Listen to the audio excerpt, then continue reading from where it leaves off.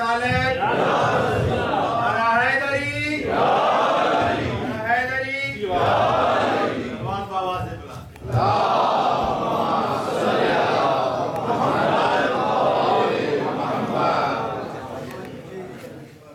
حضرات الجماع سے ایک مرتبہ سورہ حمد کی تلاوت فرما کر مرحوم مقبول سید موسیٰ رضا عابدی ابن سید عبداللہ عابدی کی روح کو احساس فرمائے۔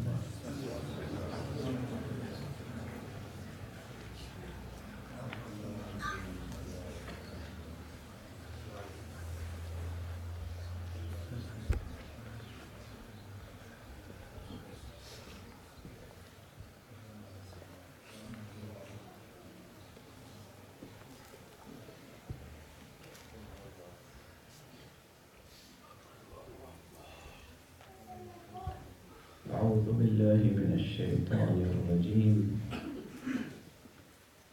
بسم الله الرحمن الرحيم الحمد لله رب العالمين والصلاة والسلام على أشرف الخلائق أجمعين سيدنا وسيد الأولين والآخرين حبيبنا وحبيب إله العالمين إمام المرسلين وخاتم النبيين أبي القاسم المصطفى محمد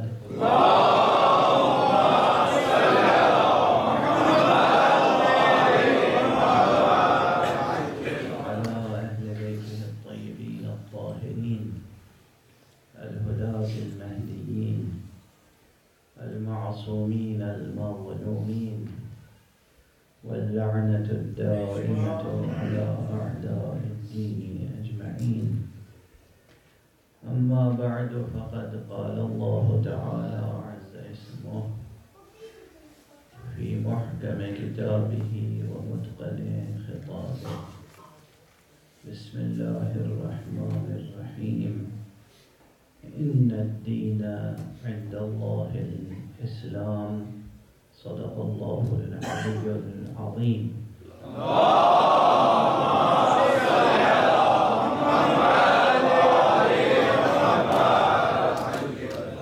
ایک اور بلندر صلوات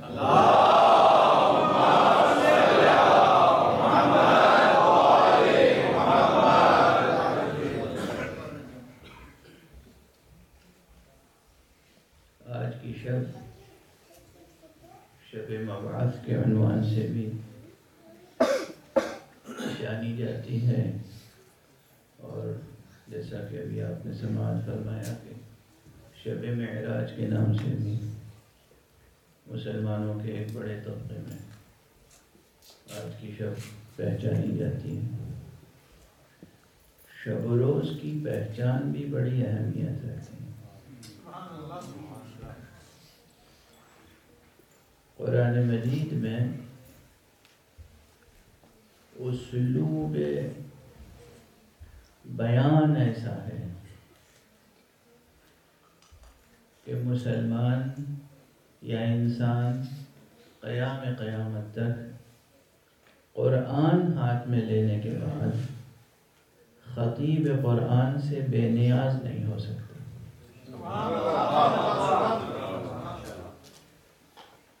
یعنی یہ ممکن نہیں ہے کہ کوئی قرآن اختیار کرے اور خطیب قرآن حضرت محمد مصطفیٰ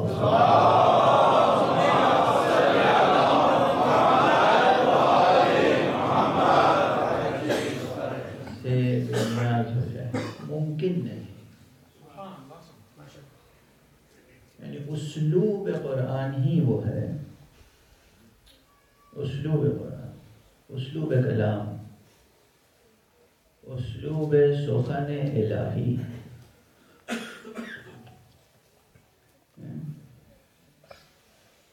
کہ انسان بے نیاز نہیں ہو سکتا ذات گرامی حضرت ختمی مرتبہ صلی اللہ علیہ وآلہ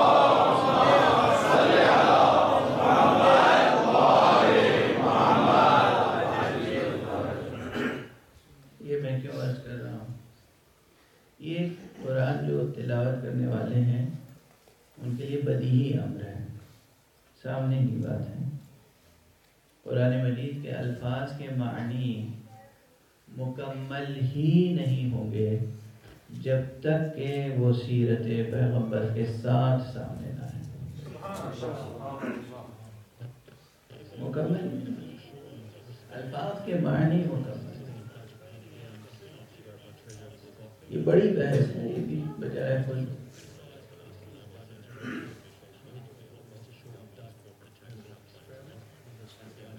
محمد و آل محمد بلندتر صلوات.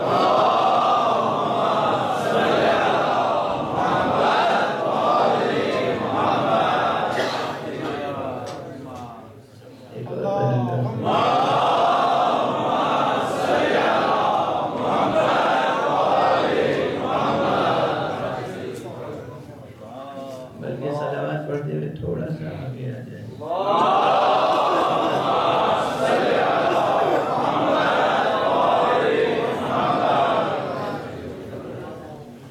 دیکھیے اب ایک آج کی تقریر ہے اور ایک کل کی آخری تقریر ہے، تو اب جو کچھ مجھے کہنا ہے کہہ لینے دیجیے. اور بہت سی مختلف باتیں، مختلف ایشوز میں نے اٹھا دیے ہیں خود، تو کوشش کروں گا کہ ان کو مکمل کر دوں. لیکن میرے احباب جانتے ہیں کہ میرا اسلوب گفتگو یہی ہے کہ ممبر پہ جب آتا ہوں اور جو باتیں ذہن میں آتی جاتی ہیں وہ عرض کرتا جاتا ہوں. اور وہ باتیں جو آتی ہیں ان کے مختلف اسباب ہوتے ہیں. کچھ ایسی باتیں ہوتی ہیں جو آپ حضرات فرمائش کر دیتے ہیں کہ اس نقطے پر یا اس مسئلے پر یا اس قضیے پر بھی روشنی ڈالیے گا. اور کچھ وہ باتیں ہوتی ہیں جو پہلے سے میرے ذہن میں ہوتی ہیں. کچھ ایسی باتیں ہیں کہ جو انٹرنیشنل باتیں ہیں. ایک بلندر صلوات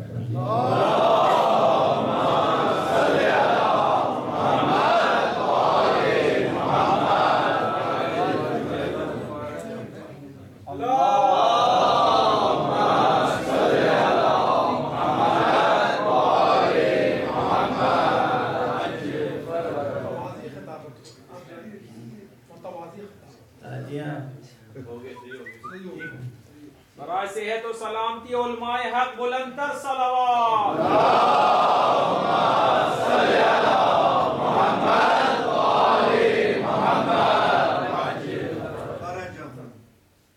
ایک اور صلوات.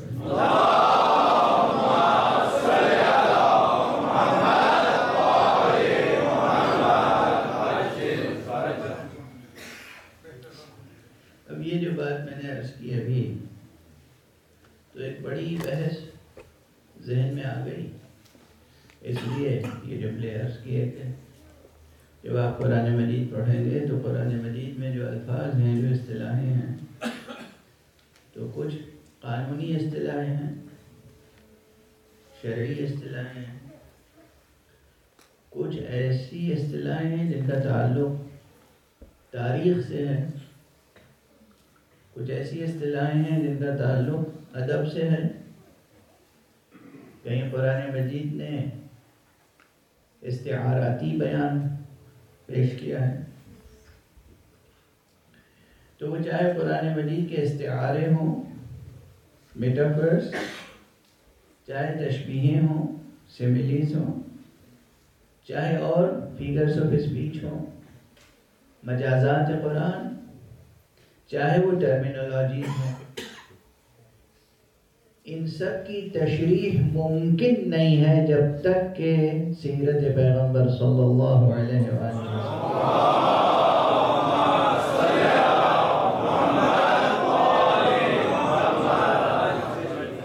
سامنے نہ ہو اور آپ کا بیان سامنے نہ ہو.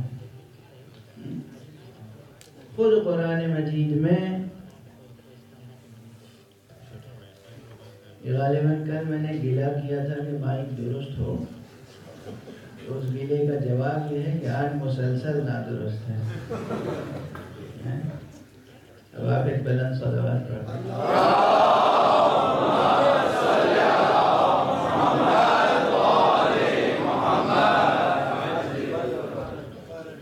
یا آپ میرے صبر کا امتحان لے رہے ہیں یا میں نے آپ کے صبر کا امتحان، دونوں باتیں ہیں. کبھی کبھی مجھے جلدی غصہ آ جاتا ہے، کبھی کبھی بالکل نہیں آتا. غصہ دلانے والے تھک جاتے ہیں، مجھے غصہ آتا ہے. دونوں باتیں ہیں، دونوں باتیں. اور دونوں کے تعلق سے بڑے بڑے واقعات میری زندگی میں ہیں. کبھی لوگ طے کر کے بیٹھتے ہیں آج غصہ دلا کے رہیں گے، مجھے غصہ دلا، اور کبھی آ بھی جاتا ہے. قلندر صلوات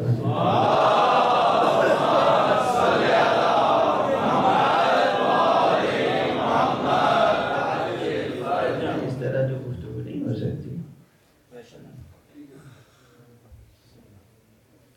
ایک صلوات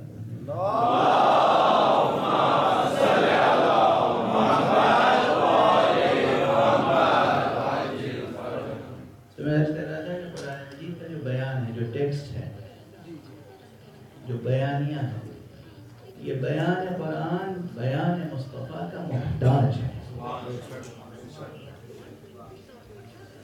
ثبوتاً بھی اور اثباتاً بھی.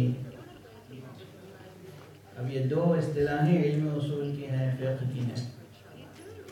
ثبوتاً یہ کہ واقعاً قرآن مجید آپ پڑھیں تو آپ دیکھیں گے کہ متن قرآن، وہ عبارتیں، وہ تعبیریں، وہ محتاج ہیں بیان مصطفیٰ کی.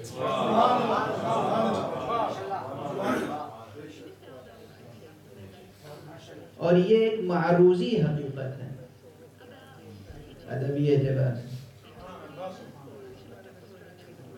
یعنی یہ حقیقت خود بتاتی ہے کہ یہ قرآن قرآن صامت ہے اور دراصل قرآن ناطق مصطفیٰ کی ہے.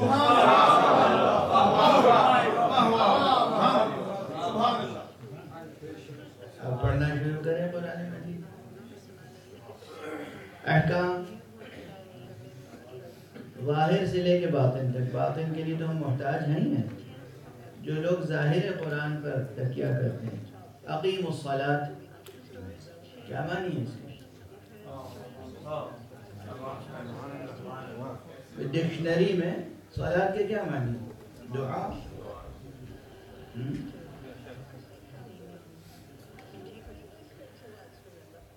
یا ایھا الذین آمنوا کتب علیکم الصیام. صوم کے کیا معنی ہے ڈکشنری میں؟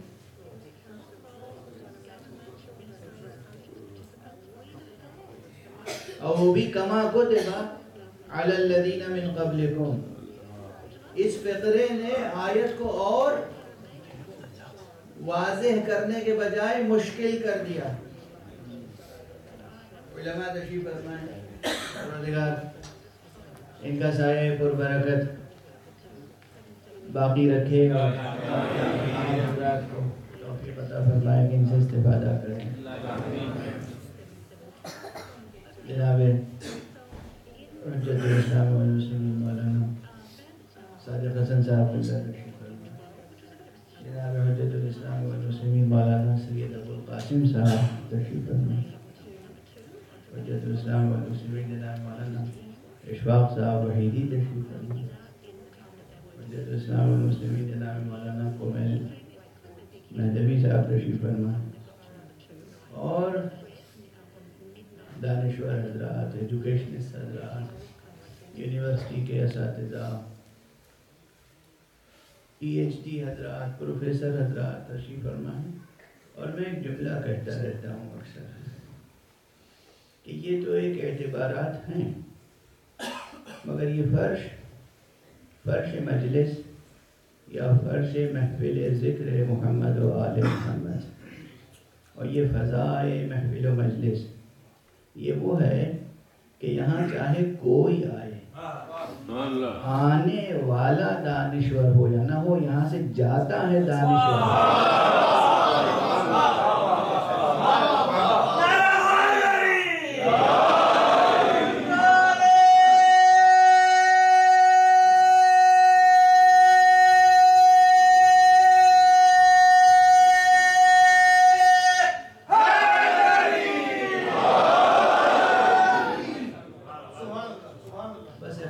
شرط ہے، خلوص شرط ہے، آنے والا خلوص کے ساتھ آئے، تو پھر کیا کچھ نہیں ملتا ہے،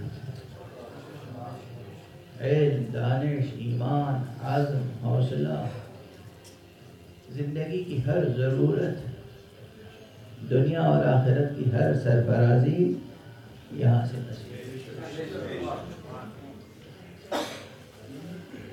یہ ذوات مقدسہ ابواب اللہ ہیں، دروازے کس کے؟ یہ جو چھوٹی چھوٹی ترکیبیں ہیں ان میں کس قدر معانی اور مفاہیم پوشیدہ ہیں۔ بہرحال اب اگر رخ بدل گیا تو پھر یہی گفتگو آگے بڑھے گی، میں اس بات کو مکمل کر دوں جو عرض کر رہا تھا کہ متن قرآن، بیان قرآن، یہ خود اس بات کا ثبوت فراہم کرتا ہے، اس متن میں یہ خصوصیت ہے کہ بغیر بیان مصطفی مکمل نہیں ہو سکتی۔ صلاۃ، صوم، یا ایھا الذین آمنوا کتب علیکم الصیام کما کتب علی الذین من قبلکم، من قبلکم پہلی امتوں پہ کس طرح کے روزے واجب تھے؟ کیا ویسے ہی روزے ہم پہ واجب ہیں؟ نہیں۔ تو آیت مبین نہیں مجمل ہو گئی، واضح نہیں مشکل ہو گئی، اتنے واضح الفاظ ہیں اور ان واضح الفاظ نے مشکل پیدا کر دی۔ ہم اس طرح کا روزہ رکھیں جیسا یہودی رکھتے تھے، جیسا مسیحی رکھتے تھے، جیسا کما کتب علی الذین من قبلکم، جس طرح تم سے پہلے والی قوموں پر روزہ واجب کیا گیا تھا ویسے ہی تم پر واجب کر دیا گیا ہے۔ اب اگر سیرت مصطفیٰ کو سامنے نہ رکھیں، احکام مصطفیٰ، بیان مصطفیٰ کو سامنے نہ رکھیں، اتنی واضح اور روشن آیت بھی مشکل ہو جائے گی۔ اور ہمارے یہاں تو اقیم الصلاۃ ہو یا صوم ہو یا زکوٰۃ ہو یا حج ہو، کوئی بھی عبادی مسئلہ، فقہی مسئلہ، شرعی مسئلہ بھی صرف قرآن کے ذریعے سے طے نہیں ہو سکتا۔ اب ہم اس کی قسمت پہ کتنا ماتم کریں جو پیغمبر کے سامنے کہتا ہو کہ قرآن کافی ہے۔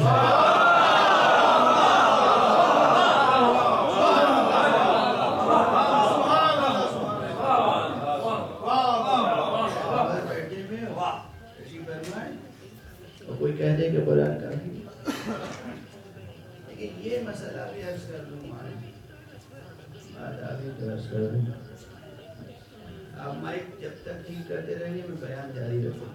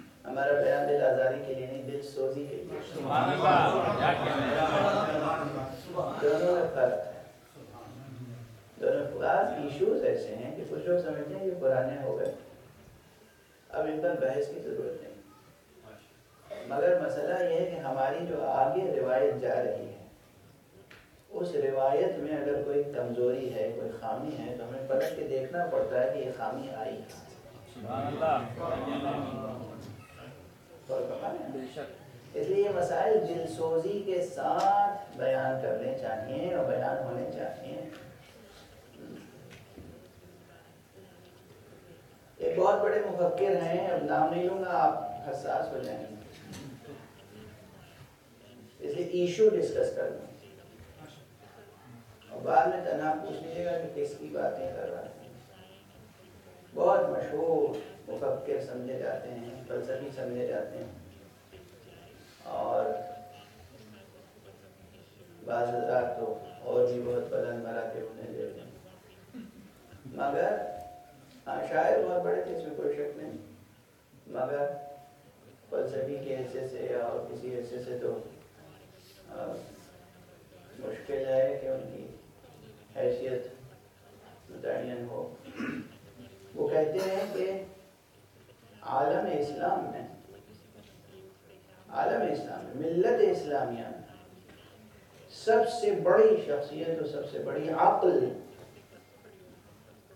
جو مجسم ہو کے سامنے آئی تھی، وہ اسی شخص کی تھی جس نے رسول کے سامنے آ کر کہہ دیا کہ ہمارے لیے قرآن تھا.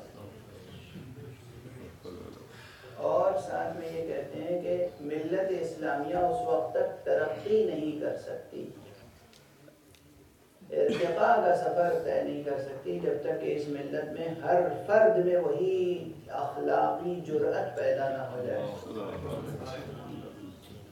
مورل کریج کا لفظ، وہی اخلاقی جرأت پیدا نہ ہو جائے کہ وہ رسول کے مقابل میں بھی کہہ سکے کہ ہمارے لیے قرآن.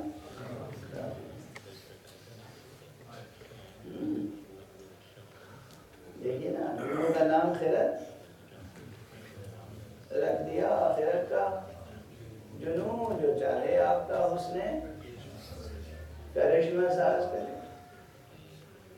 خود متن قرآن کہتا ہے کہ ہم بغیر بیان مصطفی کے مکمل نہیں ہو سکتے.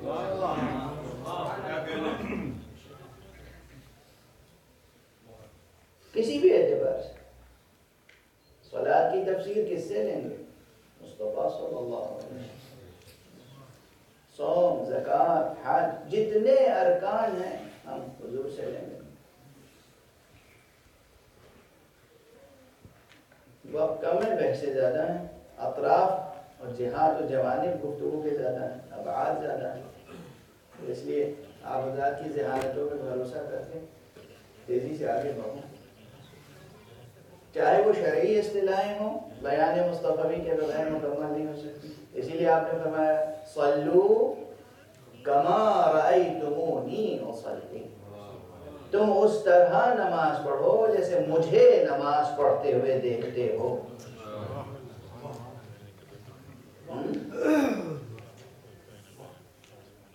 توجہ فرمائیں، تم اس طرح صلو نماز پڑھو، کما اس طرح سے، رأیتمونی جیسے تم نے مجھے دیکھا ہے، اصلی نماز پڑھتے ہوئے. جس طرح تم نے ہمیں نماز پڑھتے ہوئے دیکھا ہے ویسے نماز پڑھو. خذوا مناسککم عنی، حج میں جاؤ، مناسک حج کس سے لو؟ مجھ سے مناسک حج. کون فرما رہا ہے؟ پیغمبر صلی اللہ علیہ وآلہ.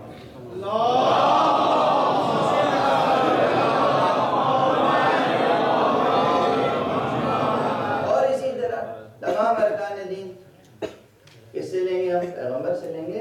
بیان قرآنی، متن قرآنی کافی نہیں ہے. کہاں ہے قرآن مجید میں کہ نماز صبح 2 رکعت؟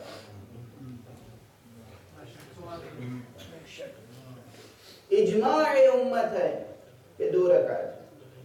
قرآن میں تو لکھا نہیں. قبلہ کی نظر زیادہ ہوگی، احکام بہت بیان کیے ہیں آپ نے. مولانا صادق حسن صاحب قبلہ تشریف ہیں، اور مولانا مہدوی صاحب کے بقول کہ یہ تو انٹرنیشنل ریزیڈنٹ عالم ہیں، ہر ملک کے ریزیڈنٹ عالم ہیں. یہ بتائیں کہ قرآن مجید میں کہا لکھا ہے کہ صبح کی 2 رکعت ہے، مغرب کی 3 رکعت ہے، ظہر کی 4 رکعت ہے، عشاء کی 4 رکعت ہے، عصر کی 4 رکعت ہے، رکعات کی تعداد قرآن میں نہیں۔ یہی کہاں لکھا ہے کہ تکبیرۃ الاحرام سے نماز شروع ہوتی ہے؟ قرآن میں ہے؟ پہلے نہیں، صاف صاف قرآن مجید میں کہیں نہیں لکھا ہے کہ نماز شروع ہوتی ہے تکبیرۃ الاحرام سے، اللہ اکبر اس سے نماز شروع ہوتی ہے، قرآن میں نہیں ہے۔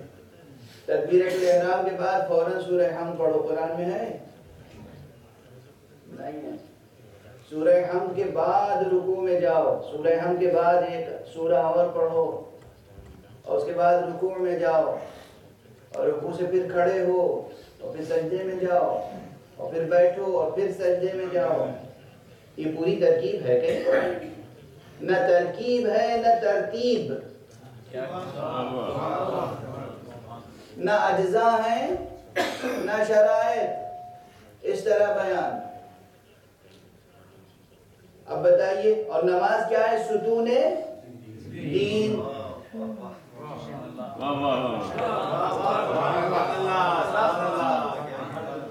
نماز کیا ہے؟ ستون دین، خیمہ دین جس عمود پر قائم ہے وہ ہے نماز۔ نماز سب سے بڑی عبادت، نماز کفر و ایمان کے درمیان خط فاصل۔ اہل ظاہر کے لیے بھی نماز اہم ہے، اہل باطن کے لیے بھی نماز اہم ہے، اہل ولایت کے لیے بھی نماز اہم ہے، اس لیے کہ ولایت کی اطاعت مجسم ہوتی ہے نماز کی ادائیگی میں۔ جب انسان نماز پڑھتا ہے تو بندہ علی ابن ابی طالب ہونے کا اعلان کرتا ہے۔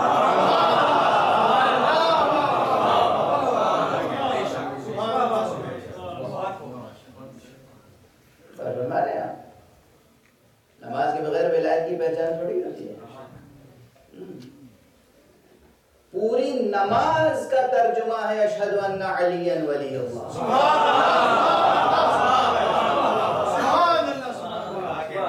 تکبیر سے لے کے سلام تک جو ہم نماز پڑھتے ہیں، اس پوری نماز کا خلاصہ لکھنا ہو، مجھ سے کوئی کہے، فرشتہ آئے کہے نماز ہے اتنی لمبی، اس کی سمری تیار کرو، مختصر ترین متن لکھو نماز کا، تو میں لکھ دوں گا اشہد ان علی ولی اللہ۔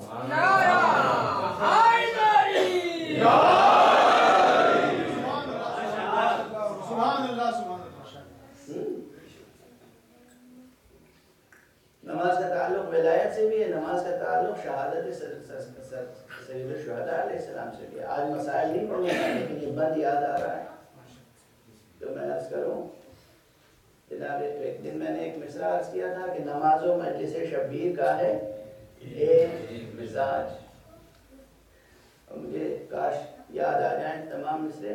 مشہور مرثیہ کو جناب سید آل رضا مرحوم کا بند ہے، حسین ناز مشیت، حسین امام نیاز،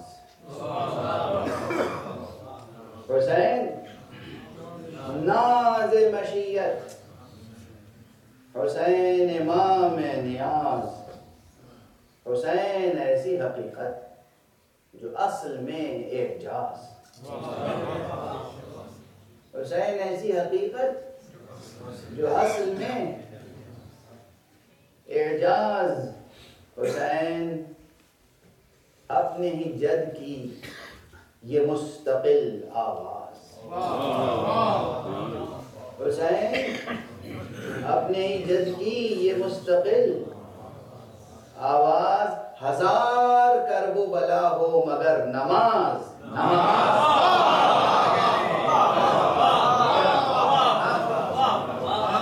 ہزار کرب و بلا ہو مگر نماز جنا کی سمت نہ وقت نماز بڑھ کے چلے،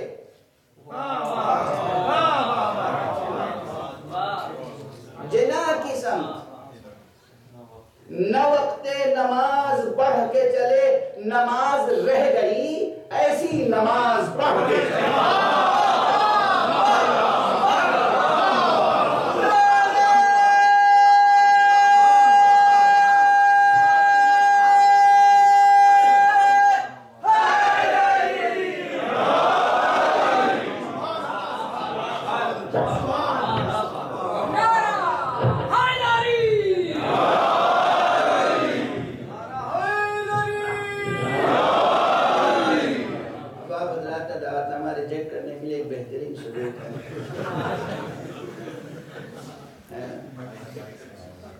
جہاں مائک ہی ٹھیک نہ ہو وہاں کیا محفل نوٹس پڑھنے کے لیے جائے انسان.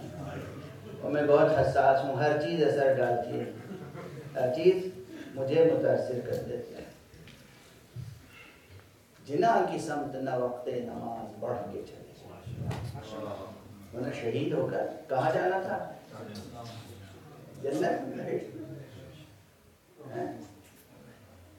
جنا کی سمت نہ وقت نماز بڑھ کے چلے، نماز رہ گئی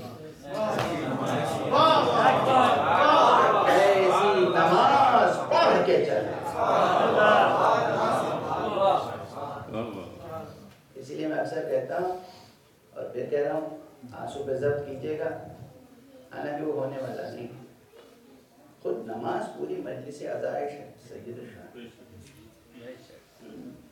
آج وہ جملے نہیں کہوں گا جو محفل کا ماحول. تو بہرحال نماز اہل ظاہر کے لیے بھی اہم ہے، اہل باطن کے لیے بھی اہم ہے، اہل شریعت کے لیے بھی اہم ہے، اہل طریقت کے لیے بھی اہم ہے، اہل طریقت کے لیے بھی اہم ہے، اہل حقیقت کے لیے بھی اہم ہے. نماز سب کے لیے اہم ہے. اور اس نماز کی تفصیل قرآن مجید میں ہے ہی نہیں. نہ ترکیب، نہ ترتیب، نہ اجزاء کا بیان اس تفصیل سے، نہ شرائط کا بیان اس تفصیل و ترتیب سے. یعنی متن قرآن، یہ قرآن مجید کا ٹیکسٹ، یہ اگر مصطفیٰ سے جدا ہو جائے تو مسلمانوں کے کسی ایک مسئلے کو حل کرنے کے لیے کافی نہیں ہے.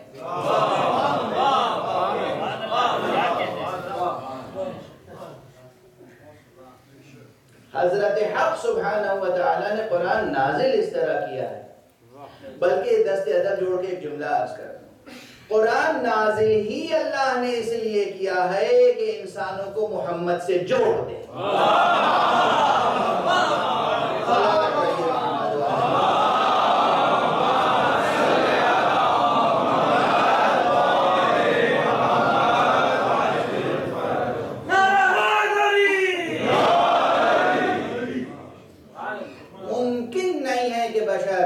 ممکن نہیں ہے کہ انسان، ممکن نہیں ہے کہ مسلمان ذات گرامی مصطفیٰ سے بے نیاز ہو جائے. ممکن نہیں. اور یہ کہتے ہیں کہ قرآن کافی ہے. ہرگز قرآن یہ بتانے کے لیے آیا ہی نہیں کہ قرآن کافی.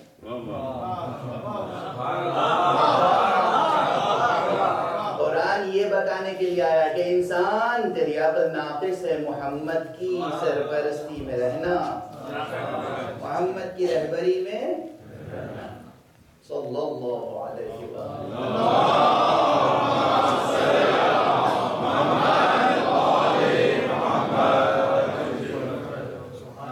اب میں نے کیا عرض کیا تھا کہ چاہے وہ شریعت کی اصطلاحیں ہوں اور چاہے وہ تاریخ کے اشارے ہوں، چاہے وہ قرآن کے استعارے ہوں، چاہے مجازات ہوں، کسی بھی تو کوئی چیز ان کے بیان کے بغیر سمجھ میں نہیں آ سکتی.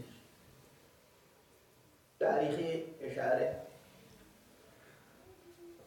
علوم القرآن میں ایک علم ہے جسے کہتے ہیں علم اسباب النزول یا علم شان نزول. یہ پرانا علم ہے، یہ نیا نہیں. اگرچہ اس علم پر بھی کام کرنے کی ضرورت ہے. میں نے کل یا پرسوں عرض کیا تھا کہ ہر علم میں ارتقاء کا سلسلہ جاری ہے. واضح ہے نا؟ اب یہاں ٹھہر کے میں ایک سوال کا جواب دیتا چلوں جو کئی دن سے چل رہا ہے. علم میں ارتقاء کا تصور کیسے کیا جا سکتا؟ ارتقاء یعنی اضافہ، نشو و نما. ارتقاء، نشو و نما، اضافہ. تو اضافہ کس چیز میں ہوتا ہے؟ ایبسٹریکٹ میں ہوتا ہے، مجرد میں کہیں اضافہ ہوتا ہے، ایبسٹریکٹ میں کہیں اضافہ ہوتا ہے. لیکن ہم اور آپ علم میں اضافے کے قائل ہیں. ایک نئی پیچیدہ بحث ہو گئی. آپ لوگ کہتے ہیں زبان مشکل ہے. زبان مشکل ہے یا مضمون مشکل ہے؟ یہ بحث مشکل ہے. مثلا انہوں نے ایک سوال کیا تھا کہ علم کی سب سے چھوٹی اور بنیادی یونٹ کیا ہے؟ ڈاکٹر مسعود صاحب نے فرمایا تھا کہ میں نے جواب تلاش کر لیا. اب میں ان سے استفادہ اگر ابھی کروں تو ہو سکتا ہے کہ انداز مجلس مختلف ہو جائے. تو میں اپنے طور پہ کچھ عرض کر کے آگے بڑھنا، پھر آپ سے استفادہ کریں گے اور اللہ سے استفادہ کریں گے. علم ایبسٹریکٹ ریئلٹی ہے، اس میں کوئی شک نہیں. بعض جوانوں نے یہ بات کہی بھی تھی کہ آپ نے جو مثالیں دی ہیں وہ سب مثالیں کون سی ہیں؟ مادی ہیں. میں نے کہا تھا کہ زمین کی پیمائش، سیال چیزوں کی پیمائش، وقت کی پیمائش، ہر چیز کی پیمائش کا کوئی نہ کوئی بنیادی پیمانہ ہے. تو علم کی پیمائش کا کوئی پیمانہ ہے یا نہیں؟ ہمارے سامنے ایک ذہین جوان بیٹھا ہے، کہہ رہا ہے نہیں، اشارے سے کہہ رہا ہے نہیں. خبردار بتائیے گا. ہے علم کی پیمائش کا پیمانہ. اس فقیر کی تھیسس ہے، جب میں مر جاؤں گا، اس دنیا میں نہیں رہوں گا، تو میرے نام سے یہ کوٹ کی جائے گی. بہت سی چیزیں ایسی انشاءاللہ، بہت سے محاورے، بہت سے الفاظ، بہت سی ترکیبیں. بلطف و عنایت باری، بلطف و عنایت منبر حسینی. اور کہ ہمارے پاس کیا ہے؟ ہر اعتبار سے فقیر، ظاہر میں فقیر، باطن میں فقیر. ہمارے پاس کیا ہے؟ نہ مال نہ معال، کچھ نہیں. ہمارے پاس کچھ نہیں. آپ کے پاس ہوگا، ہمارے پاس کچھ نہیں. ہمارے پاس بس ایک چیز ہے، اور وہ ہے فیض نسبت حسین سے. فیض نسبت. تو یہ عرض کروں، یہ فیض نسبت کی ترکیب بھی عجیب وقت پر آ گئی زبان. علم کی سب سے چھوٹی اور بنیادی یونٹ کو منطق کی ایک اصطلاح میں نسبت کہتے ہیں. علماء تشریح فرمائیں. اب اس کی تشریح ضروری ہو گئی، نسبت کیا ہے. اب ایک لفظ میں دوسرا لفظ جو مترادف ہے، حکم کہتے ہیں. یہ حکم یا نسبت، اس کی تشریح کر دوں اور پھر تیسری اصطلاح عرض کروں. علم کی سب سے چھوٹی یونٹ اور سب سے بنیادی یونٹ وہ ہے ایک منطقی قضیہ، ایک سنگل لاجیکل پروپوزیشن.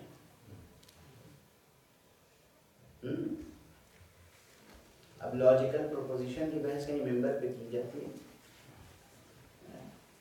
طالب علم جب ممبر پہ آتے ہیں تو کر سکتے ہیں. علماء، افاضل، خطبہ، بڑے لوگ آتے ہیں تو ان کو کرنے کی ضرورت ہے.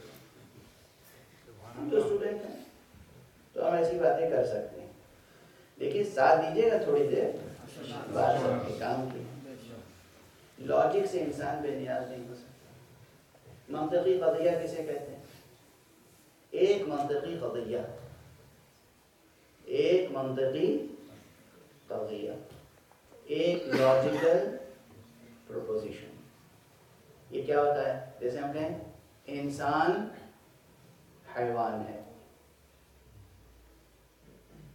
یا انسان حیوان ناطق ہے. تو اس میں ایک ہے موضوع، ایک ہے محمول، اور ایک ہے موضوع اور محمول کے درمیان نسبت، جسے نسبت بھی کہتے ہیں، جسے حکم بھی کہتے ہیں. موضوع و محمول و نسبت مل کے بنتا ہے پروپوزیشن. جب آپ موضوع و محمول اور نسبت یا حکم کو ادبی اصطلاح میں کہتے ہیں تو آپ سمجھیے کہ ایک جملہ خبریہ جس میں ایک مبتدا ہو، ایک خبر ہو، ایک مسند ہو، ایک مسند الیہ ہو اور بیچ میں اسناد ہو. ایک اگر اسناد ہے، ایک نسبت ہے، ایک حکم ہے تو اسے ایک یونٹ ماننا چاہیے علم کا.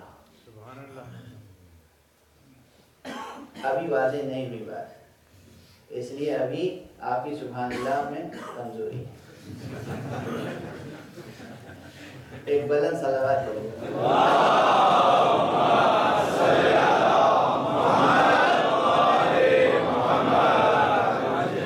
یہ جو میں عرض کر رہا ہوں یہ آپ کو یونیورسٹی میں، میتھمیٹکس میں، لاجک میں، فلاسفی میں، ایپسٹیمولوجی میں ہر جگہ یہ کام آئے گی بات.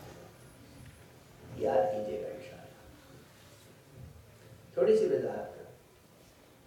ایک مکمل اطلاع، ایک انفارمیشن. جیسے میں یہ کہوں کہ مولانا صادق حسن صاحب عالم ہیں. تو مولانا صادق حسن یہ سبجیکٹ، عالم یہ محمول، یہ موضوع یہ محمول. عالم ہیں، عالم اور صادق حسن ان دو چیزوں کے درمیان ایک نسبت ہے. لفظ عالم ڈکشنری میں ایک مستقل لفظ ہے نا، اور صادق حسن ایک مستقل شخص ہے. اس صادق حسن میں اور اس لفظ میں کوئی نسبت ہے، کوئی رشتہ ہے. اگر اس رشتے کو ڈسکور کر لیا جائے اور بیان کیا جائے تو یہ ایک کمپلیٹ انفارمیشن ہے. صادق حسن عالم ہے، مسعود پی ایچ ڈی ہے، زید پروفیسر ہے، عمر خطیب ہے. کوئی ایک موضوع، ایک محمول اور اس کے درمیان ایک نسبت، یہ ایک انفارمیشن آپ کو مل رہی ہے.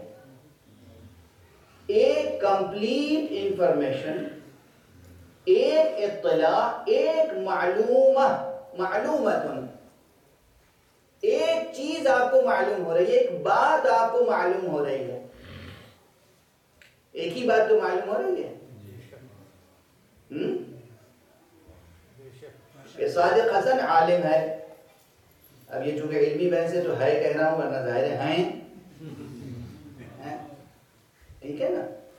زید موجود ہے تو زید سبجیکٹ، موجود ہے پریڈیکیٹ. سبجیکٹ اور پریڈیکیٹ سے مل کے جو ایک کمپلیٹ سینٹنس بنے، ایک جملہ خبریہ یا منطق میں ایک قضیہ منطقیہ، یہ ایک یونٹ ہے علم کی.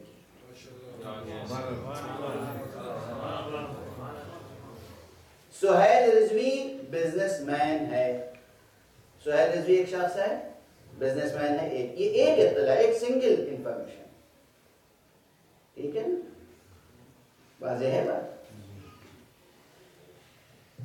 یہ کوئی میں سڑک پہ چلا جا رہا ہوں، میں اشارہ کروں یہ عمارت کیا ہے تو یہ انفارمیشن نہیں ہے، یہ سوال ہے. جب کہا جائے یہ عمارت چرچ ہے، ایک انفارمیشن آئی آپ کے پاس. یہ عمارت مسجد ہے، ایک انفارمیشن آئی آپ کے پاس. ٹھیک ہے نا. ایک سبجیکٹ، ایک پریڈیکیٹ اور ان کے درمیان ایک نسبت ہے.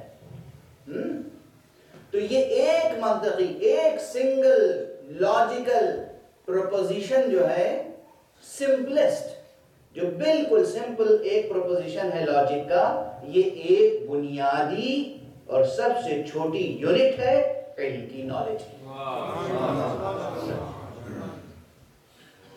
واضح ہے بات.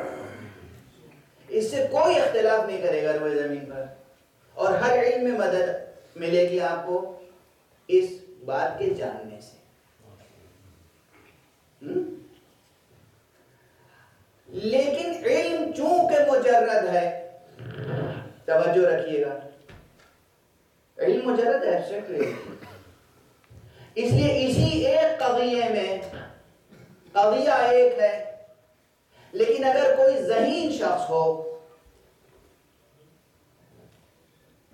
تو وہ اس ایک قضیے سے نہ جانے کتنے قضیے ڈسکور کر سکتا ہے.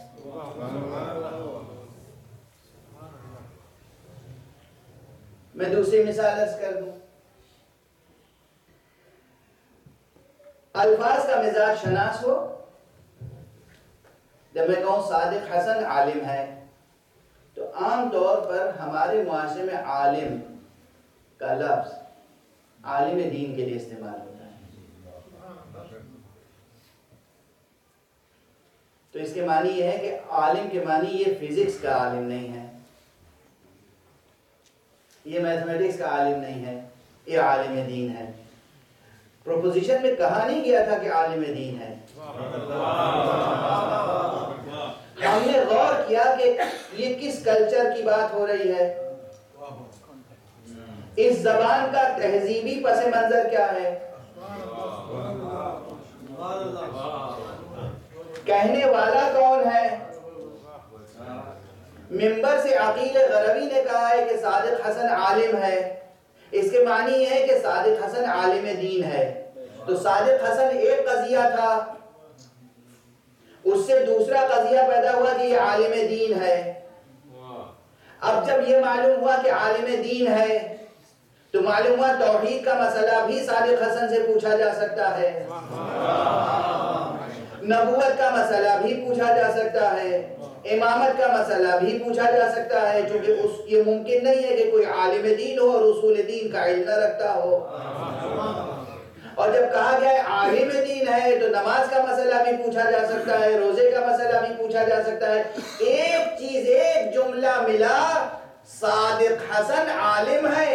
ذہین شخص تھا تو اس نے کتنے نتائج نکال لیے.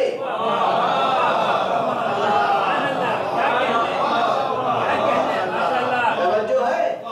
آج ایک اہم بات سمجھا کے اتروں گا ممبر سے. آپ کو ایک چیز معلوم ہو گئی، عالم ہے تو آپ نے سوچ لیا کہ عالم ہے یعنی عالم دین ہے، یعنی اس سے اصول دین کے مسائل حل ہوں گے، اس سے فروع دین کے مسائل حل ہوں گے. عالم دین ہے تو اس کا مطلب کہ یہ تاریخ اہل بیت سے بھی آشنا ہوگا. اب آپ نے ایک قضیے سے کتنے قضیے حاصل کرنا شروع کر دیے. سبحان اللہ. یہ معلوم ہوا کہ سہیل رضوی پاکستانی ہے، ایک علم ہے. اچھا پاکستانی ہے تو یقیناً اردو جانتا ہوگا. اب اسی طرح کتنی باتیں، پاکستانی ہے تو یقیناً عمران خان کو جانتا ہوگا، پاکستانی ہے تو یقیناً اسے یہ معلوم ہوگا کہ پاکستان کا پرائم منسٹر کون ہے. ایک قضیے سے اگر انسان ذہین ہو تو کتنے قضیے پیدا کر سکتا ہے. جب ہم انسانی سطح پر یہ مثال سامنے رکھتے ہیں تو اس جملے میں حیرت نہیں ہوتی کہ علی ابن ابی طالب نے فرمایا رسول اللہ نے مجھے 1000 دروازے علم کے سکھائے اور میں نے ہر دروازے سے 1000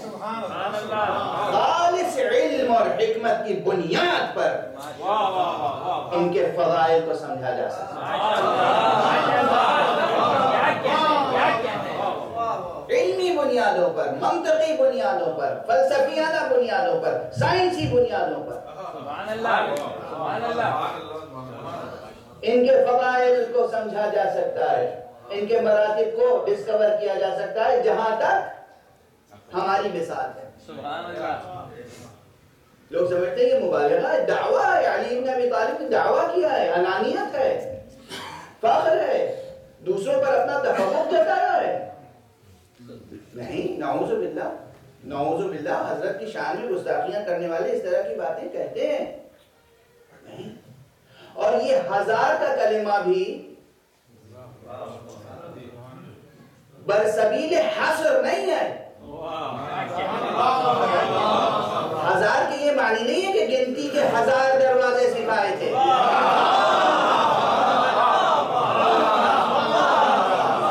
اور ہر دروازے سے گنتی کے 1000 دروازے کھلے۔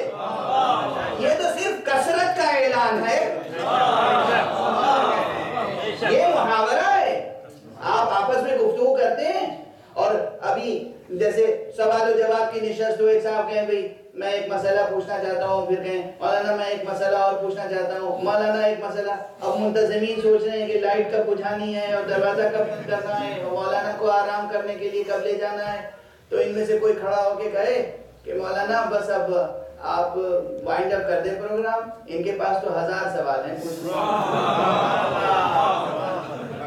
تو یہ 1000 سوال جو ہیں پوچھنے کے، اس کے معنی تھوڑی گنتی کے 1000 ہیں، یہ کثرت کے لیے ایک محاورہ ہے۔ اور ہمارے یہاں تو جب مولائے کائنات فرمائے کہ نبی خدا نے مجھے 1000 دروازے سکھائے علم کے، اس کے معنی یہ نہیں گنتی کے 1000، اس کے معنی ہے کہ لا تعداد دروازے مصطفیٰ نے علم کے میرے سامنے کھولے، اور پھر میں نے ہر دروازے سے لا تعداد دروازے صلوات پڑھیے محمد والے۔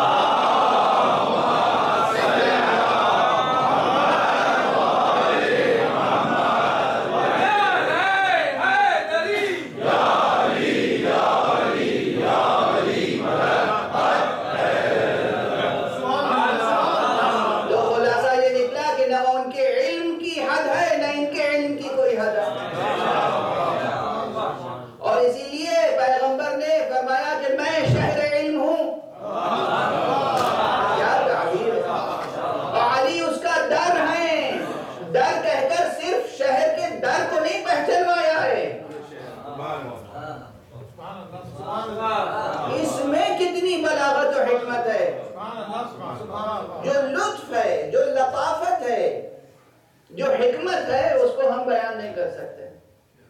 بہرحال بات کہاں سے کہاں پہنچ گئی، پھر پلٹ کے آ جاؤں اصل منزل۔ قرآن مجید کا متن بغیر بیان مصطفیٰ کے مکمل نہیں ہے،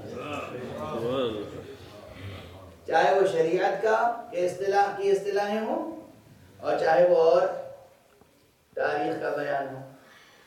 اب یہ جو علم ہے، علم اسباب النزول، یہ علم بہت پرانا ہے، اور لوگ سمجھتے ہیں ہے کیا یہ علم؟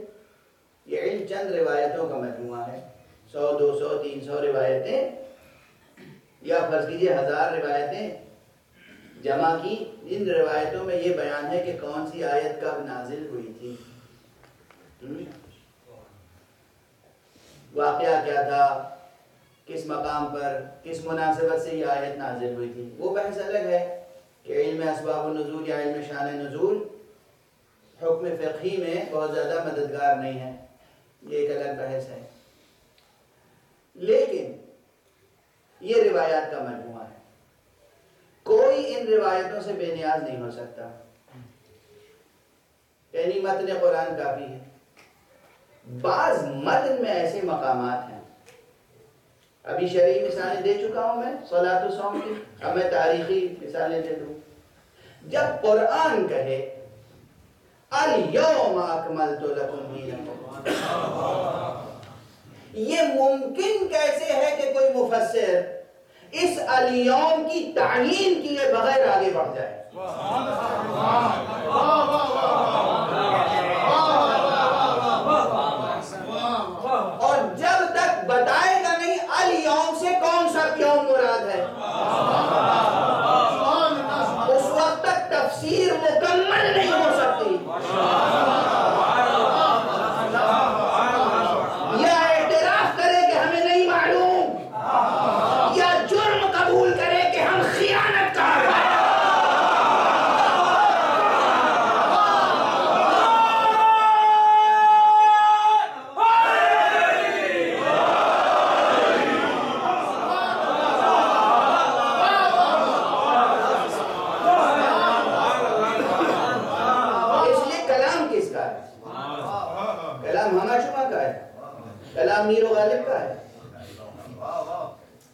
کلام کسی ادیب و خطیب کا ہے، کلام حق سبحانہ و تعالیٰ کا ہے۔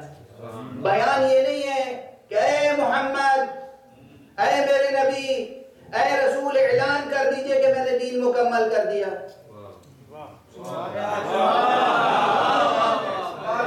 بیان یہ نہیں ہے، بیان یہ نہیں ہے کہ اعلان کر دیجئے کہ ہم نے دین مکمل کر دیا۔ ایک طرف کہا ان الدین عند اللہ الاسلام، اور دوسری طرف کہہ دیا کہ ہم نے دین مکمل کر دیا، ہم نے نعمت تمام کر دی، ہم تم سے راضی ہو گئے۔ نہیں، یوں نہیں کہا الیوم اکملت لکم دینکم، آج ہم نے تمہارے لیے دین کو مکمل کیا ہے۔ قیامت تک ممکن نہیں ہے کہ آج کی تفسیر سے مسلمان بے نیاز ہو جائے۔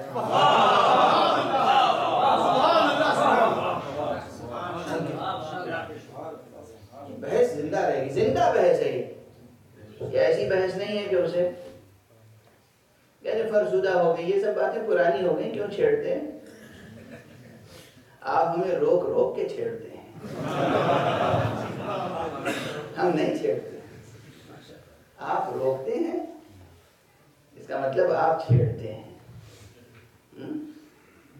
اسی طرح اگر کسی شب کا تذکرہ ہے،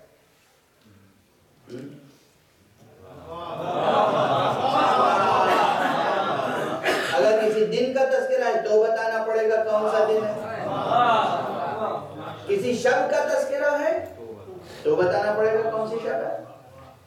مثلا کہہ دے پروردگار سبحان الذی اسری بعبدہ لیلا، اب پھر علماء تشریف فرمائیں کیا کہنا اس پروردگار کا؟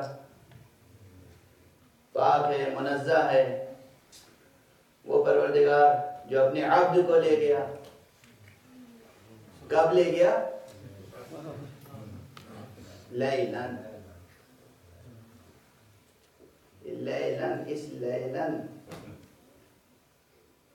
اس لیلن کے کلمے میں لیلہ معنی بیٹھی،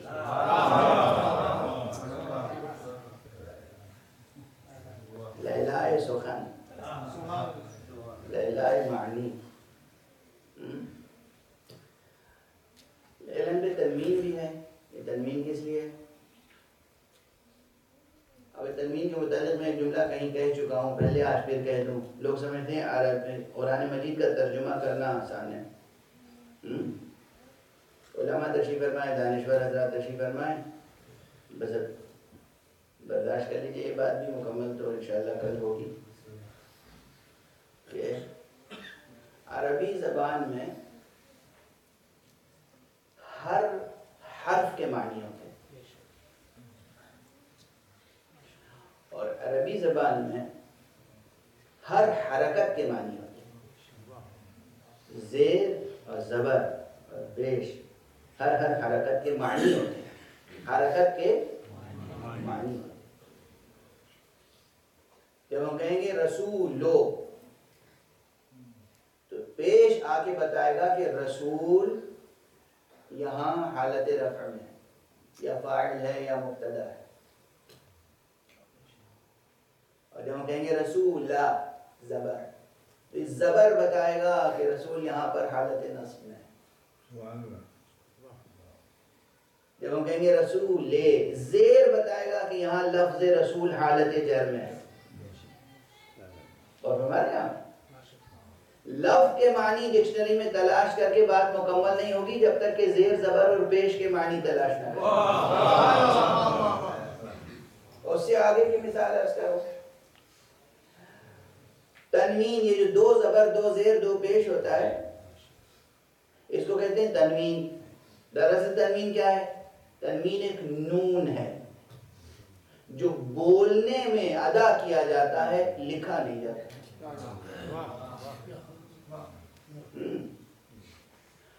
وہ حرف جو لکھا نہیں جاتا، ایک تنہا حرف نون، نون غنہ، ایک نون غنہ جو لکھا نہیں جاتا، تحریر میں نہیں آتا، صرف بولنے میں آتا ہے، اس کے نحوی معنی 5 ہیں، اور بیانی اور بلاغی معنی اس سے بھی زیادہ ہیں۔ عجب، ایک وہ حرف، ایک تنہا حرف، ایک لیٹر جو لکھا نہیں جا رہا ہے، اس کے معانی کی تہداری کا یہ عالم ہے، تو دوسرے معانی اور الفاظ کی تہداری کا کیا عالم ہوگا؟ کہاں تنوین تنوین تنکیر ہے، کہاں تنوین تنوین تمکین ہے، کہاں تنوین تنوین عوض ہے، کہاں تنوین تنوین ترنم ہے، کہاں تنوین تحقیر کے لیے ہے، کہاں تنوین تعظیم کے لیے ہے، کہاں تنوین تفخیم کے لیے ہے۔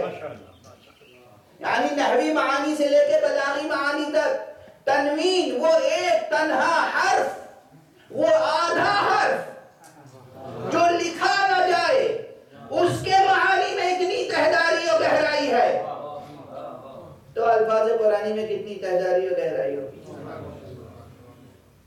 تو ڈکشنری دیکھ کے ترجمہ ہو جائے گا۔ میں آپ لوگوں کا دل تھوڑی چھوٹا کر رہا ہوں۔ یہ سب کہنے کا مطلب یہ نہیں ہوتا ہے کہ ہمتیں ٹوٹ جائیں، حوصلے پست ہو جائیں، حوصلے بلند رہیں، جو کام سامنے ہے اس کی عظمت معلوم رہے۔ یہ معلوم ہے کتنا عظیم کام ہے، کتنا اہم کام ہے۔ اگر ہمیں قرآن سمجھنا ہے تو اس کے لیے ہمیں کتنی محنت کرنی ہوگی، اور کہاں کہاں سے ہمیں علم کا استفادہ کرنا ہوگا۔ میں کبھی اس نیت سے یہ سب باتیں نہیں بیان کرتا ہوں کہ یہ عرض کروں کہ مجھے بہت آتا ہے یا آپ کبھی نہیں سیکھ سکتے، نہ مجھے آتا ہے بہت، اور نہ یہ کہ آپ سیکھ نہیں سکتے۔ علم کے دروازے سب پر کھلے ہیں۔ توجہ فرما رہے ہیں آپ؟ یہ صرف شوق دلانے کے لیے عرض کرتا ہوں، شوق بیدار رہے، اور جو آپ کے سامنے کام ہے اس کی عظمت واضح رہے، اسے کام ہلکا اور معمولی نہ سمجھے۔ یعنی کہ قرآن مجید اٹھا لیا، عربی کی ڈکشنری اٹھا لی، ترجمہ کرنا شروع کر دیا، اور فرمایا آپ نے بہرحال یہ جو سبحان الذی اسری بعبدہ لیلا، یہ آیت ہے، یہاں لیلن، یہاں تنوین میں کتنے معنی چھپے ہوئے ہیں، اب بیان کی طاقت نہیں ہے۔ آپ کہیں گے یہ کیا بات ہوئی، کیا کہیں، آدھی سے زیادہ جان تو آپ کے مائک میں رہی۔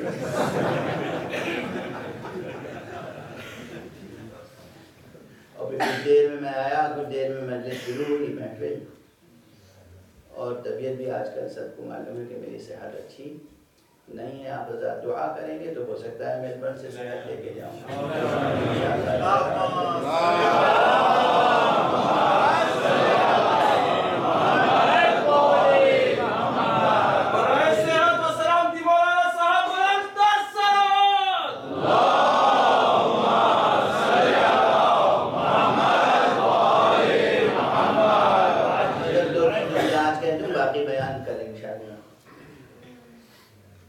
یہ ذکر ہو چکا تمہید سب حذف، آپ کی ذہانتوں پہ بھروسہ کر کے بیان کو ایک خاص مقطع تک پہنچا دوں۔ یہ بیان ہو چکا کہ یہ شب مبعث بھی کہلاتی ہے اور شب معراج بھی، اور دونوں میں کوئی تناقض نہیں ہے۔ میں تسلیم کرتا ہوں کہ یہ شب مبعث بھی ہے اور شب معراج بھی ہے۔ بعثت کا آغاز ہی معراج سے ہوا۔ غلط تصور ہے کہ بعثت یوں ہوئی کہ جبرائیل آئے اور انہوں نے رسول اللہ پر پہلی وحی نازل فرمائی، اور رسول اللہ کو جبرائیل کو پہچاننے میں بھی دشواری ہوئی، اور ورقہ بن نوفل نے بتایا کہ نہیں، عبداللہ کے بیٹے، آمنہ کے جائے، گھبراؤ نہیں، پریشان نہ ہو، یہ جبرائیل ہے۔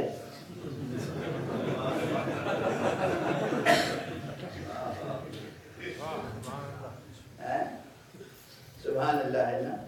ارے زور سے سبحان اللہ کیجیے۔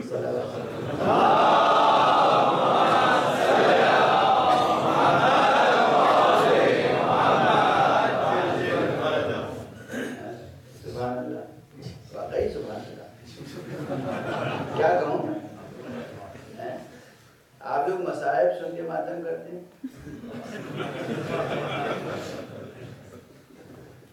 میرے سینے میں کیوں درد ہوتا ہے معلوم ہے؟ میں مسلسل ان کی عقلوں پہ ماتم کرتا رہتا، ان راویوں کی۔ انہوں نے اپنے رسول کو کیا پہچانا؟ کیا پہچانا؟ اور بعثت و معراج میں ربط ہے۔ جب بعثت کا موقع آیا تو ممکن نہیں تھا کہ پہلے حق سبحانہ و تعالیٰ بلاتا نہیں،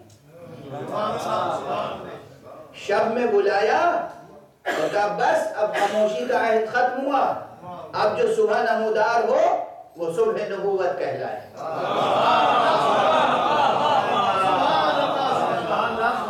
اب تم اعلان کر دو کہ عہد نور کا آغاز ہو چکا ہے۔ اور دیکھو یہ پروٹوکول آفیسر ہم نے مقرر کر دیا،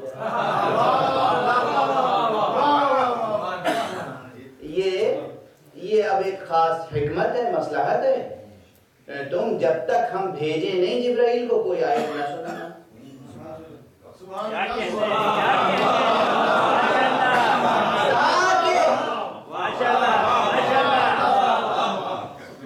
تاکہ یہ تمہاری نبوت میں شک کرنے والے اور میری ذات میں شک کرنے والے یہ نہ سمجھے کہ تم جو کچھ کہہ رہے ہو اپنی طرف سے کہہ رہے ہو۔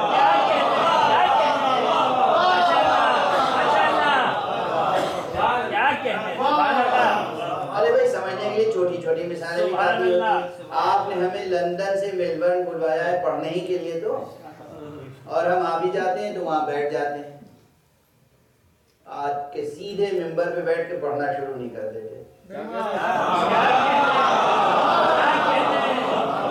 کیوں؟ آپ نے بلوایا ہے کس لیے؟ پڑھنے کے لیے۔ ہم آئے ممبر پہ بیٹھ کے پڑھنا شروع کر دیا، سب کہیں گے کہ مولانا صاحب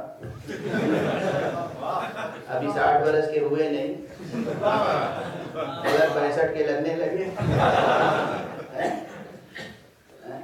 خواہ مولانا صالح حسن صاحب کی عمر کا بننا چاہتے ہیں؟ بہت بڑے ہیں، یہ بہت چھوٹے ہیں ان سے، وہ ایسی حرکت کریں تو کریں، انہیں کیا ہو گیا ہے؟ انہیں کیا ہو گیا؟ نہ 60 کے نہ 70 کے۔ ارے آئے ہیں، ہم نے بلوایا ہے، بیٹھے ہیں، جب ہم کہیں گے تشریف لائیے ممبر پہ تو آئیے، ٹھیک ہے نا؟ یا بہت سے سوالات آپ ہم سے کر چکے ہیں پہلے، الگ الگ جوان، اب اس کے بعد سوال جواب کے لیے ہم بیٹھیں گے تو پھر انتظار رہے گا کہ جب آپ سوال دوبارہ کریں تو ہم جواب دیں۔ واضح ہے؟ اور اس میں بھی بعض باتیں ایسی ہیں کہ ہم منتظمین سے پوچھیں گے کہ اس سوال کا جواب ہم ابھی دیں یا نہ دیں۔ واضح ہے؟ تو اب ممکن نہیں تھا کہ بعثت ہو جاتی معراج کے بغیر۔ شب میں بلایا اور کہا بس اب جو صبح آئے گی اب یہاں ٹھہر کر دیکھیے نا، گفتگو کے ایک ایک جہت مستقل گفتگو چاہتی ہے۔ مگر 2-3 جملے کہہ کے بس ختم کر دوں۔ اب ایک پرانی بحث ہے، ہم معراج کو ایک حقیقت سمجھتے ہیں۔ حضرت امام جعفر صادق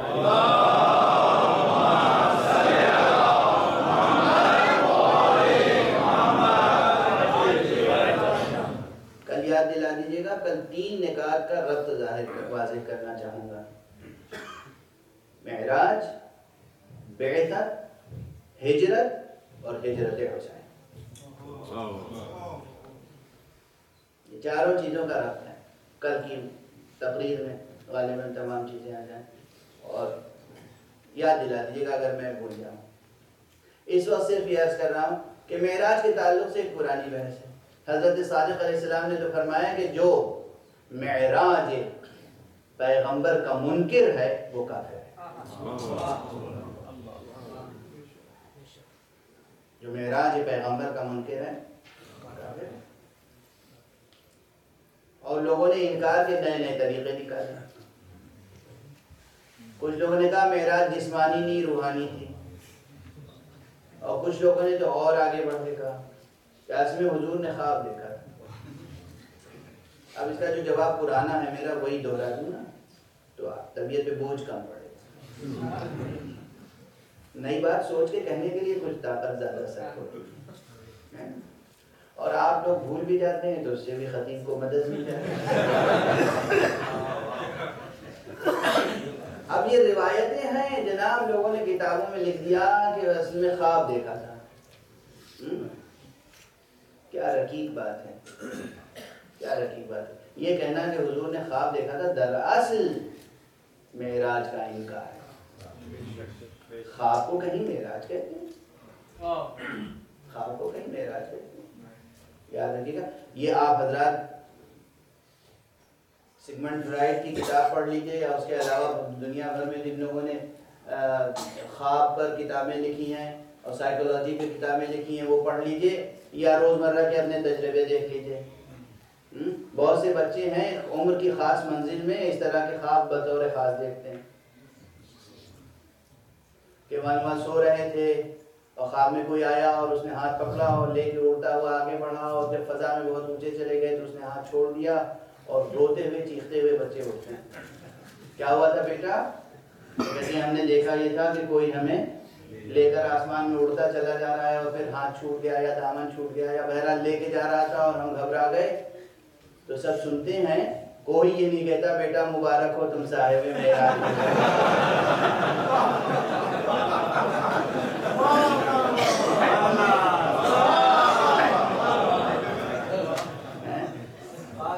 بیس 25 برس پہلے یہ جملہ کہا تھا, 2-3 بار دوہرا بھی چکا, کہیں سنا ہے بس بیٹا تم صاحب معراج. اور وہ دوسرے دن صبح اٹھ کے محلے اور خاندان کے لوگوں پہ اکٹھا کریں, شیرینی بانٹیں, نظر دیں, کیا ہوا میرا بچہ صاحب ہے.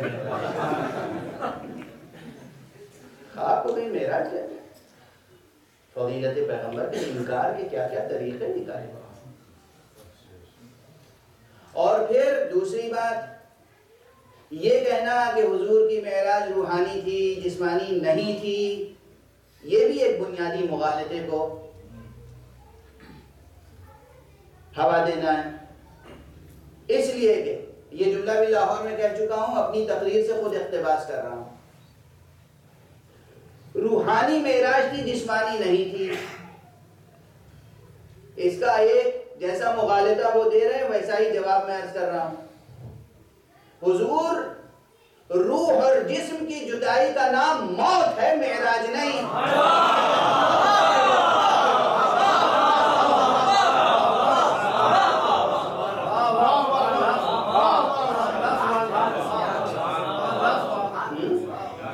تو آپ کہنا کیا چاہتے ہیں کہ روحانی معراج تھی جسمانی معراج نہیں تھی. روح اور جسم کی جدائی کا نام موت ہے, معراج تھوڑی ہے. پھر معراج کہتے کسے ہیں؟ معراج کہتے ہی روح کے اس اقتدار کو ہے کہ جہاں تک روح چاہے بدن کو اپنے ساتھ لے کر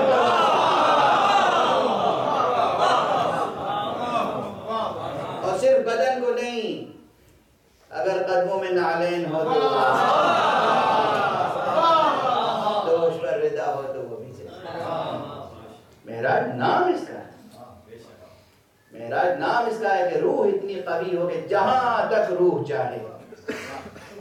اور بس آخری جملے پر آج گفتگو میں اب یہ یاد دلا دیے گا, کل یہیں سے شروع کروں اور آگے بڑھاؤں. میں کوئی خطیبانہ توریہ نہیں کر رہا ہوں, واقعی بھول جا رہا ہوں آج کل کہ میں نے کہاں بات شروع کی تھی کہاں چھوڑی تھی. تو اب اس وقت جو عرض کرنا چاہتا ہوں وہ یہ کہ معراج روح کے اس اقتدار کا نام ہے کہ جہاں تک چاہے جسم کو لے کر جائے. واضح ہے. اور ہم نے جسے صادق مانا ہے اور جس کے ہاتھوں پہ ہم نے یہ معجزے دیکھے ہیں کہ اگر وہ سنگریزہ اٹھا لے تو وہ گفتگو کرنے لگے, وہ درخت کو اشارہ کرے تو قریب آ جائے, وہ چاند کو اشارہ کرے تو 2 ٹکڑے ہو جائے. اگر وہ یہ کہتا کہ میں خود معراج معراج پر گیا تھا تب بھی انکار کی گنجائش نہ تھی.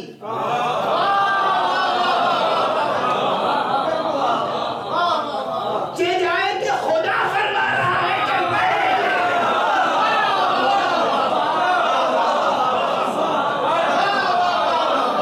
معراج کا انکار کر کے نبوت کی توہین نہیں کر رہے ہو، خدا کی تکذیب کر رہے ہو.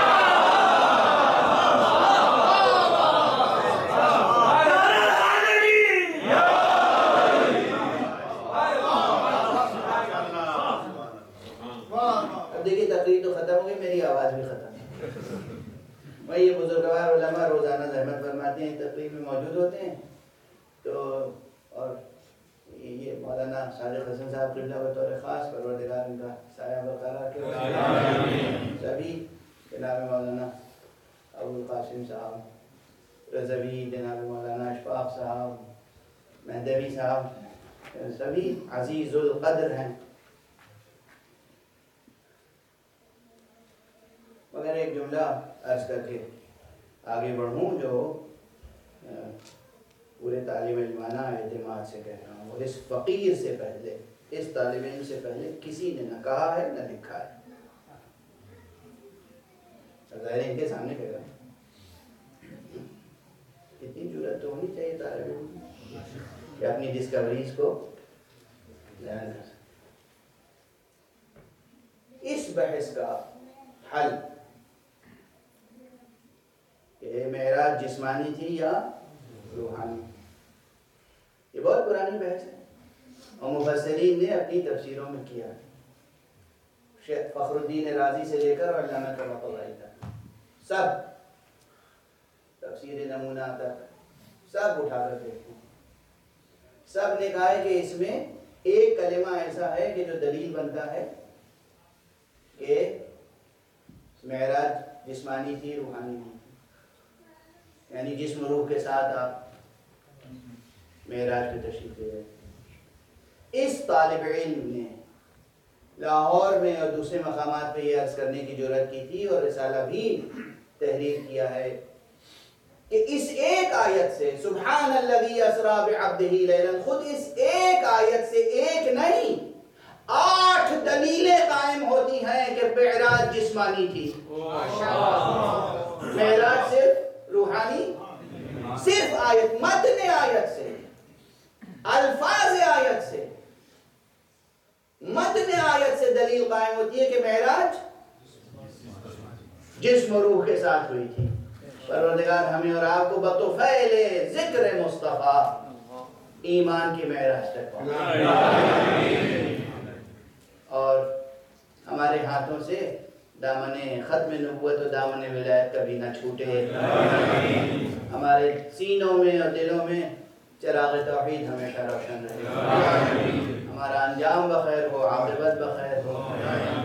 ہم جو بات کہیں ہیں وہ قرآن مجید اور مقام عصمت مصطفیٰ اور مقام عصمت ائمہ کے مطابق ہو، اور تاریخ و حدیث میں جو باتیں مقام عصمت کے منافی ہیں ہم اس کا جرأت کے ساتھ انکار کر سکیں اور ان کا علمی محاسبہ کر سکیں اور تنقید کر سکیں.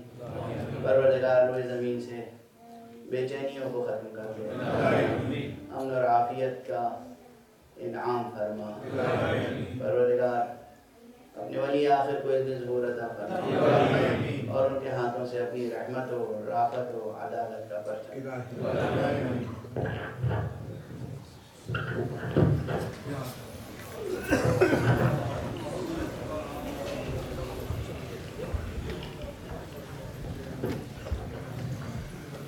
متوجہ زیارہ سے الحمدللہ.